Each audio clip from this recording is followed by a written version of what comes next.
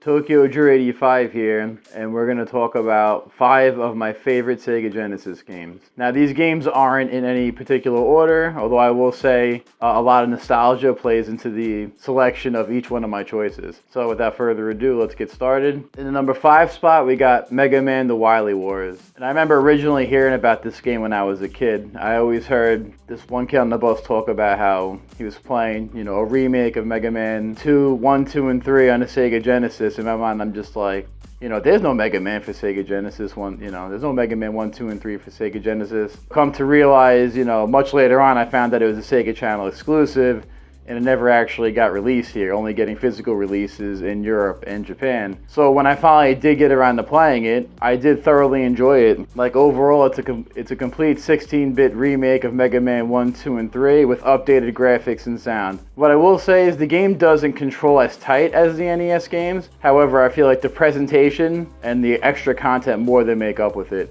In addition to get remakes of Mega Man 1, 2, and 3, if you complete them, it has a save system. You also get access to a new, I guess I would say, mini game called Wily Tower. Essentially, you get 3 new bosses to fight and then a whole new Wily Fortress area to fight through. And one cool mechanic about it is that it has a weapon screen where you can pick any weapon from each of the 3 Mega Man games to take with you. And I feel like that's a really cool mechanic because you can essentially grab the best weapons from Mega Man 1, 2, and 3 and take them with you into the fortress. I thought that was a great concept, and honestly, as far as that goes, having a collection that's not only a remake of the games as well as extra content is it's just a fantastic thing. I mean, I wish they did that more nowadays when they did remasters, as far as improving the games and adding extra content. I mean, they do, but this is like a complete overhaul of the games themselves. One thing I will say though is there's a lot of ROMs of this game. From what I noticed, the US ROM doesn't save, so I don't know if it's an issue with the ROM. The only way I played through this game was the Japanese version, Rockman Mega World, which I have as a ROM on my laptop.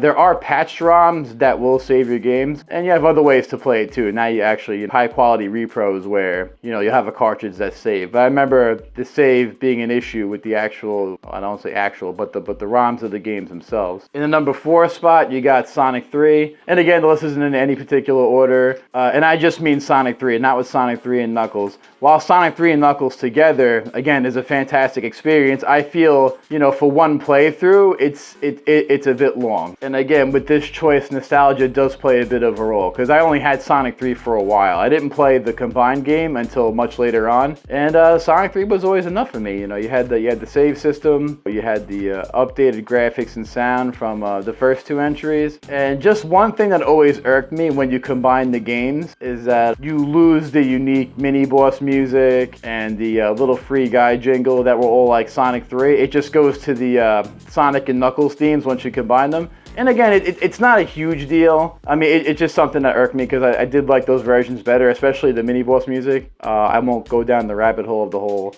Michael Jackson, allegedly composing tracks to the game. But again, the game on its own, while a little on the short side, is again still, a great experience on its own. No knock against Sonic and Knuckles. I mean, even Sonic and Knuckles, it's funny because like I'll play the games individually and have a great time with them. But like I feel like on their own, combined, again, it's a great experience, just a little long. But I feel like Sonic 3 Sonic 3 by itself, stands well enough on its own to be a fantastic Sonic entry. Now, number 3 spot, we got Rocket Knight Adventures. Now, this game, I have a ton of nostalgia for, because I remember renting this from the video store all the time, and finally one day, I saw it in one of the local game stores, and I begged my mom to buy it for me, and she finally caved in and got it. Of course, back then, it was like $15. Now it's like north of $85 even for a loose cart. But this game, start to finish, is just an adrenaline rush. Essentially, you play as a possum with a jetpack. And really, what makes this whole game is the gameplay. Using the jetpack to,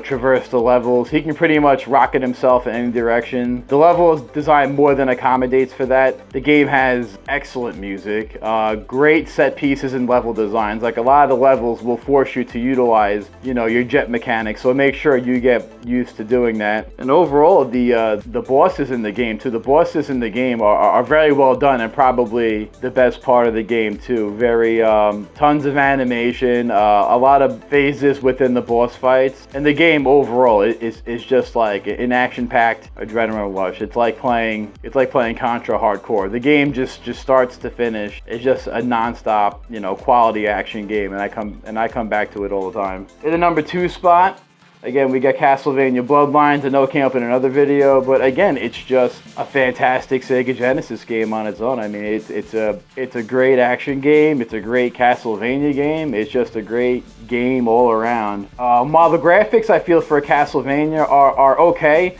it does have a lot of set pieces that take advantage of the Genesis, like when you have the hitting the giant head off the statue, or you have the rotating stairs, or you have the Leaning Tower of Pisa. Oh, my favorite level. I mean, the last level in this game is like my favorite last level in any game, period. When you enter the castle, you know, you have the bridge that sinks down, and you have the hallway where all your body gets disjointed, and then the very end is a boss gauntlet. And just overall, the game itself, you know, as a game and as a Castlevania, it has like a very, you know, arcadey feel. It's got a ton of mini bosses, a ton of action. To me, it actually feels like playing more of like a Contra than an actual Castlevania. But I also feel this game definitely doesn't get the credit it deserves. I always see a lot of comparisons to Castlevania 4, and I think in general, I mean, like between 4 and Bloodlines, I'll come back and play Bloodlines a million times over playing Castlevania 4. Because overall, Castlevania Bloodlines is just a great experience. In the number 1 spot, we have Thunder Force 4. So this game has an issue with the title itself, because here it was called Lightning Force. It was called Thunder Force 4 everywhere else. And a really funny thing about this game is I knew a 4th Thunder Force existed at the time, but I didn't know what it was called. And I actually remember going to the video game store. I remember Hollywood Video in particular, and I wound up, you know, I was looking for a new game, and I see it, you know, I see Lightning Force. I didn't make the connection right away, so I wound up buying Lightning Force and then realizing later that was, you know, Thunder Force 4. I just thought that was kind of funny because that was the game I was looking for, and I wound up with it anyway. Me being a huge space shooter fan, Thunder Force 4 is just a AAA space shooting god. Like, the game has fantastic graphics and music. I mean, the game is truly a showpiece. Every level has tons of parallax scrolling, detail. I mean, the game is a little taxing on the Genesis because the game has a ton of slowdown, especially late in the game, but the bosses are very challenging, very unique, but the bosses are also, you know, they're pretty massive bosses, big sprites on the screen. A lot of them have little tricks to them. Like, I know there's one boss where he has these mini bombs that could launch you into the ceiling, and you think it's the bombs that actually kill you, but it's actually the wave of the bombs that pushes you into the ceiling that kills you. And all culminating in a final boss fight. And again, you can't say enough good things about this game. I mean, it has, especially if you're a space shooter fan, it's got everything you want. It's got great graphics, huge bosses, a fantastic soundtrack.